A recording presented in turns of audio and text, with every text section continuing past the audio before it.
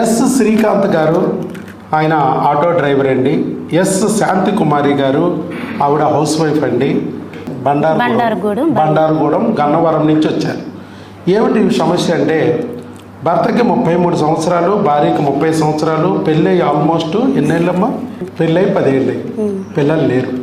ఎందుకు లేరని వాళ్ళకి తెలిసిన డాక్టర్లు అందరి దగ్గర తిరుగుతుంటే అక్కడ డాక్టర్లు చెప్పిన మాట ఏంటంటే 2 ట్యూబులు బ్లాకు, IVF, ఇక వేరే మార్గం లేదు.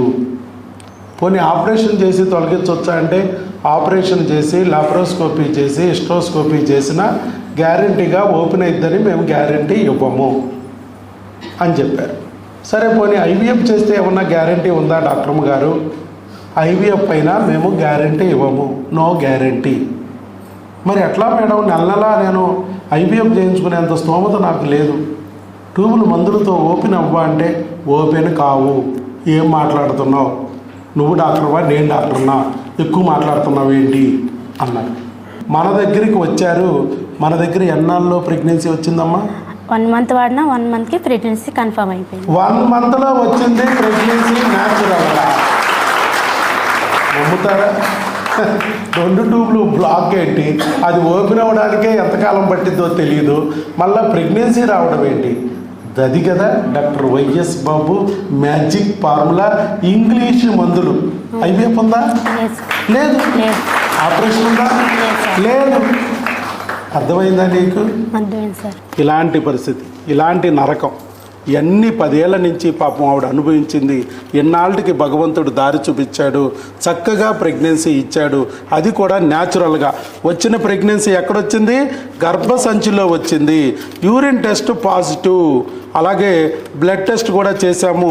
Blood test serum beta HCG 372 వచ్చింది.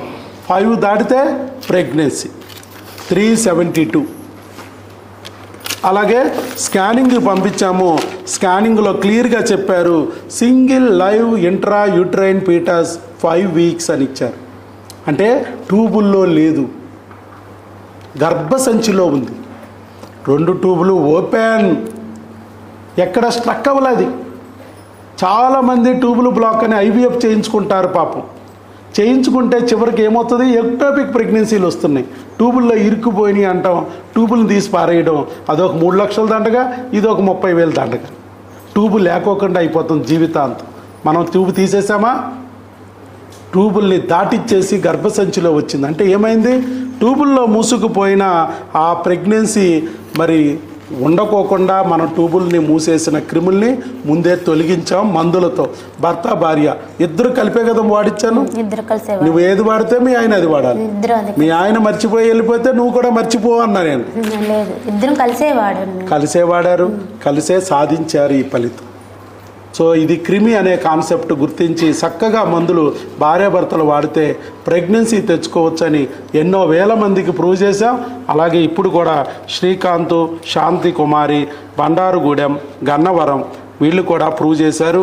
భార్య వయసు 30, భర్త వయసు 33 అయినా భార్యకి లో ఒవేరియన్ రిజర్వ్, మరి 2 ట్యూబులు బ్లాక్ ఉన్నా కూడా ప్రెగ్నెన్సీ పొందారు న్యాచురల్గా. పెళ్ళయ్యి 10 ఏళ్ళు. ప్రెగ్నెన్సీ తెచ్చుకోవడానికి ఇక్కడ పట్టిన సమయము 1 నెల రోజులు. అది ఒక్కసారి గట్టిగా మన శాంతి కుమార్ గారికి చప్పట్లు.